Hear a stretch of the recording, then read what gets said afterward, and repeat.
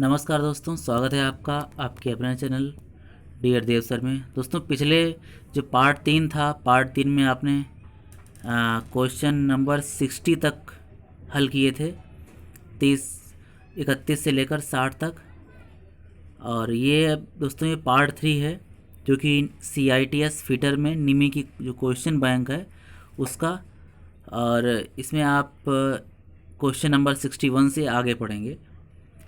तो आइए शुरू करते हैं क्वेश्चन नंबर 61। आइए शुरू करते हैं क्वेश्चन नंबर 61 से। 61 क्वेश्चन नंबर है कि निम्न में से प्रत्यक्ष मापन औजार कौन सा है? Which of these in an indirect measuring tool. दोस्तों जो इनसाइड कैलिपर हमारा है वो इनडायरेक्ट मेजरिंग टूल है। बाकी vernier caliper, universal ware protractor, inside micrometer, ये सारे हमारे डायरेक्ट मेजरिंग टूल हैं। तो यहाँ पर 61 का जो है ए ऑप्शन सही है। 62 क्वेश्चन देखिए, वर्नियर कैलिपर का लीस्ट काउंट कितना होता है, ये पूछ रहा है इसमें। तो दोस्तों वो होता है 0.02 mm। दोस्तों ये उसका होता है जहाँ पर मेन स्केल के जो आपके हैं 49 mm और वर्नियर स्केल के 50 भाग, ये दोनों आपस में बराबर होते हैं, उनका लिस्ट काउंट जो आपका है 0.02 मिलीमीटर होता है, जो कि 62 का डी ऑप्शन सही है। 63 क्वेश्चन देखिए, इसमें कह रहा है कि विभिन्न प्रकार के बोल्ट का प्रयोग होता है, इसमें कौन सा बोल्ट नहीं है। दोस्तों बहुत सारे बोल्ट होते हैं, इसमें कह रहा है कि कौन सा बोल्ट नहीं है। दोस्तों सॉरी, बेल्ट कौन सी नहीं है, जो डिफरेंट टाइप की बेल्ट हम यूज़ करते हैं इसमें कौन सी बेल्ट नहीं है। तो फ्लैट बेल्ट भी होती है, वी बेल्ट भी होती है, टूथ बेल्ट भी होती है। दोस्तों इसलिए इसका डी ऑप्शन बिल्कुल सही है कि इसमें से कोई नहीं, यानी कि ये सारी आपकी जो हैं बेल्ट होती हैं।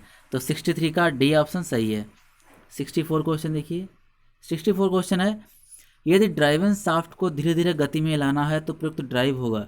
इसमें कह रहा है कि ड्राइवर से ड्रिवन की जब हम स्पीड बढ़ाते हैं, जो ड्रिवन की स्पीड को हम धीरे धीरे बढ़ाते हैं, तो कौन सी ड्राइव उपयुक्त होती है। दोस्तों तो हमारे वहाँ पर क्लच यूज होती है, क्लच के द्वारा हम ड्रिवन शाफ्ट की स्पीड को धीरे धीरे बढ़ाते हैं। दोस्तों आपने बाइक में देखा होगा क्लच का ही यूज होता है, तो इसीलिए यहाँ पे 64 का बी ऑप्शन सही है।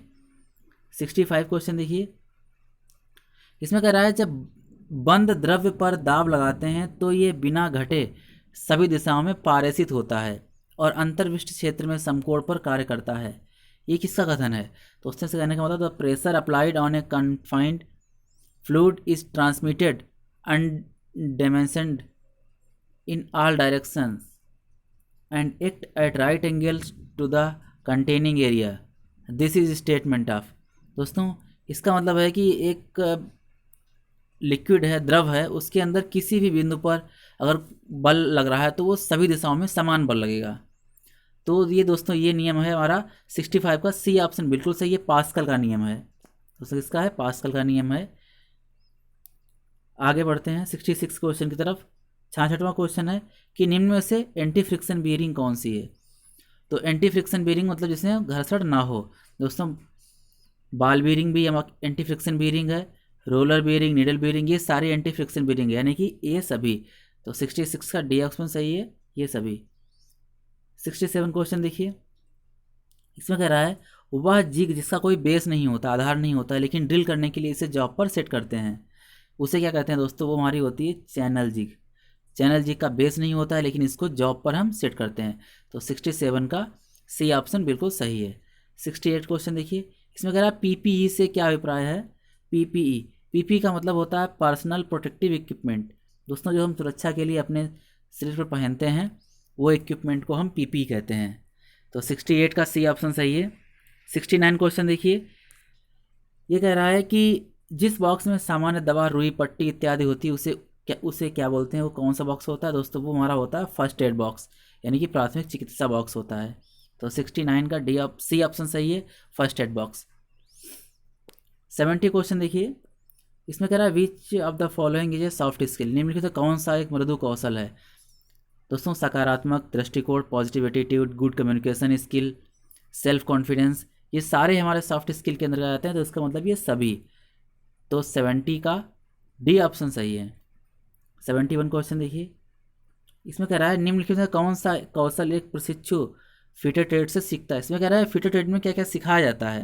दोस्तों फाइलिंग भी सीखते हैं हमें, सेफ्टी स्किल भी सीखते हैं, ग्राइंडिंग भी सीखते हैं। तो इसका मतलब ये सभी फीटर में हम ये सब कुछ सीखते हैं। तो 71 का डी ऑप्शन सही है। 72 क्वेश्चन देखिए,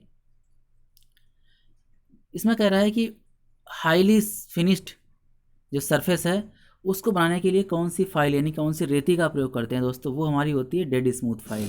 डेड स्मूथ फाइल के द्वारा हम बहुत अच्छी फिनिशिंग वाले सरफेस को उत्पन्न करते हैं। 72 का बी ऑप्शन सही है, डेड स्मूथ फाइल। 73 क्वेश्चन देखिए, इसमें कह रहा है कि किस प्रकार की छेनी का प्रयोग कीवे और स्लॉट काटने के लिए करते हैं। Which type of chisel use for cutting कीवे and slots. दोस्तों वो हमारी होती है क्रॉस कट चीजल, और क्रॉस कट चीजल को हम कहते हैं कैप चीजल भी कहते हैं। इसके द्वारा हम कीवे इत्यादि काटते हैं। तो 73 का बी ऑप्शन सही है।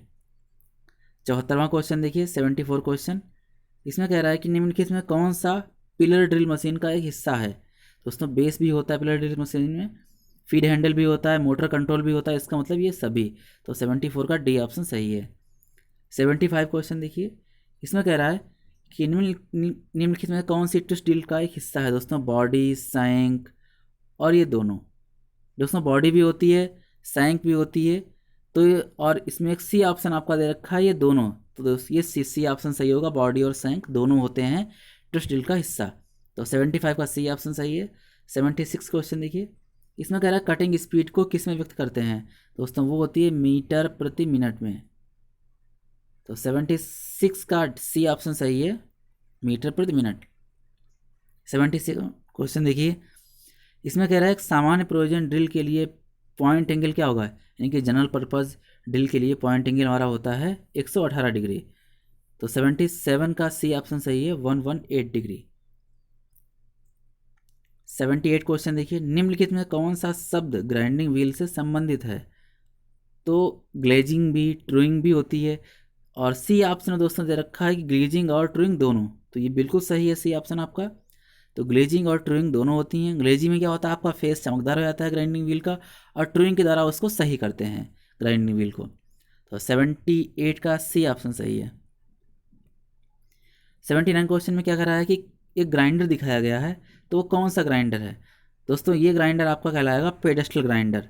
तो इसका ये सी ऑप्शन सही है, पेडेस्टल ग्राइंडर।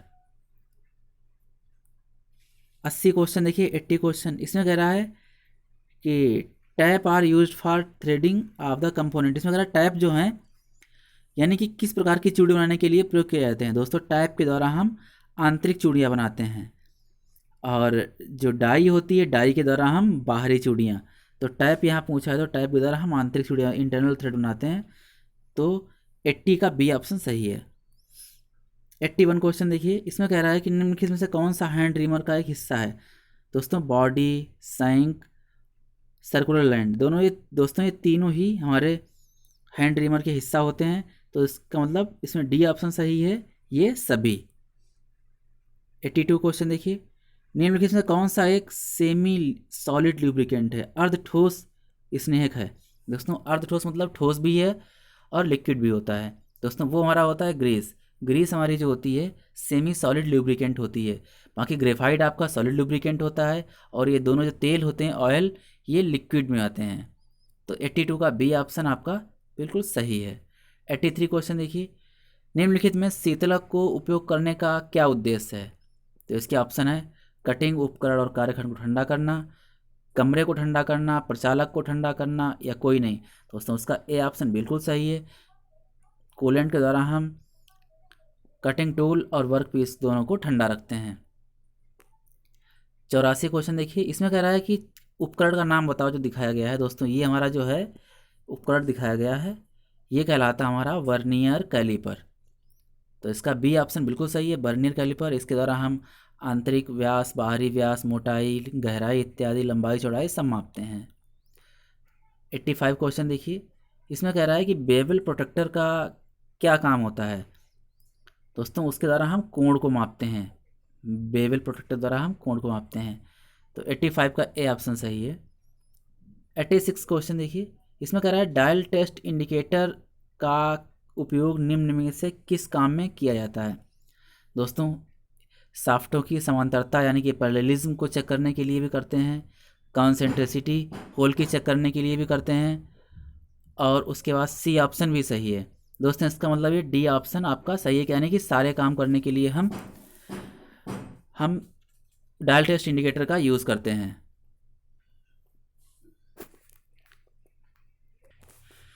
अगला क्वेश्चन आपका 87 क्वेश्चन है। इसमें कह रहा है निम्नलिखित में कौन सी एक अलाव धातु है, यानी कि which of the following is an non ferrous metal. इसमें कह रहा है मतलब ऐसी धातु में लोहा ना हो।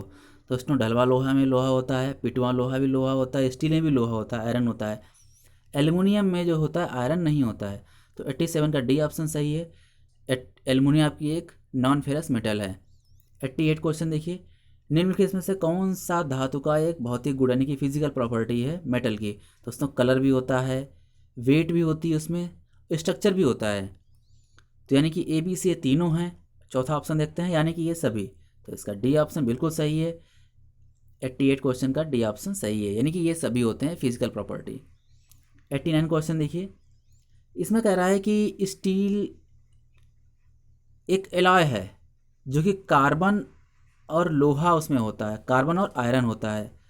तो 89 का सी ऑप्शन सही है कि स्टील में जो होता है कार्बन और आयरन का मिश्रण होता है। 90 क्वेश्चन देखिए, 90, इसमें cast iron is generally in nature. इसमें कह रहा है ढलवा लोहा आमतौर पर किस प्रकृति का होता है। दोस्तों वो हमारा भंगुर होता है। ढलवा लोहा जो होता है भंगुर होता है, ब्रिटल होता है, यानी कि अगर ज़रा सी चोट मार देंगे तो वो टुकड़ों में बिखर जाएगा। तो 90 का सी ऑप्शन सही है, भंगुर। 91 क्वेश्चन देखिए, इसमें कह रहा है कि निम्नलिखित में से धातुओं का कौन सा गुण ऊष्मा उपचार से प्रभावित होता है। दोस्तों कठोरता, तन्यता, सामर्थ्य, यानी कि अगर हम हीट ट्रीटमेंट करेंगे तो हार्डनेस पर भी इफेक्ट पड़ेगा, डक्टिलिटी पर भी इफेक्ट पड़ेगा, स्ट्रेंथ पर भी प्रभाव पड़ेगा। तो यानी कि इसका मतलब ये सभी। तो 91 का डी ऑप्शन सही है, यानी कि हीट ट्रीटमेंट से हमें हर मेटल प्रॉपर्टी पर उसके प्रभाव पड़ता है। 92 क्वेश्चन देखिए, इसमें कह रहा है कि फ्लक्स जो है निम्नलिखित में से क्या सोल्डरिंग फ्लक्स का एक कार्य है। तो सोल्डरिंग फ्लक्स जो होता है इट प्रिवेंट करोजन, ये छरड़ को रोकता है, जंग लगने से रोकता है। दूसरा है ये सोल्डर वाली सतह को ऑक्साइड को हटाता है, ये भी सही है। ये गीली सतह को बढ़ावा देता है, ये भी सही है। इसका मतलब चौथा आपका डी ऑप्शन जो है बिल्कुल सही है, यानी कि उपरोक्त हमारे ए बी सी तीनों ऑप्शन सही हैं। जो फ्लक्स होता है हमारा है कोरोजन भी रोकता है, ऑक्साइड को भी हटाता है और वेट सरफेस को प्रमोट करता है। तो 92 का डी ऑप्शन सही है। 93 क्वेश्चन देखिए आप, इसमें कह रहा है कि निम्नलिखित में से कौन सोल्डर का प्रकार नहीं है।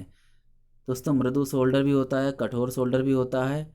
आपका एक जो भंगुर सोल्डर होता है ये नहीं होता है, ये सोल्डर का कोई टाइप नहीं है, तो ये गलत है। तो 93 का सी ऑप्शन सही है, भंगुर सोल्डर, ये एक सोल्डर का प्रकार नहीं है।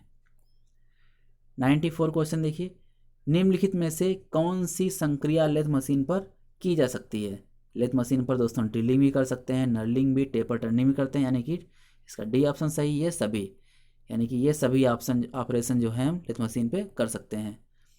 95 क्वेश्चन देखिए, ये कह रहा है कि लेथ मशीन पर ड्रिलिंग करते समय ड्रिल को किस में बांधते हैं। दोस्तों जो हम लेथ मशीन पर ड्रिलिंग करते हैं तो ड्रिल जो होती है हमारी है उसको हम टेल स्टॉक में बांधते हैं, और जो हमारा जॉब होता है उसको हेड स्टॉक के चक में या फेस प्लेट में किसी में बांधते हैं। तो 95 का ए ऑप्शन सही है।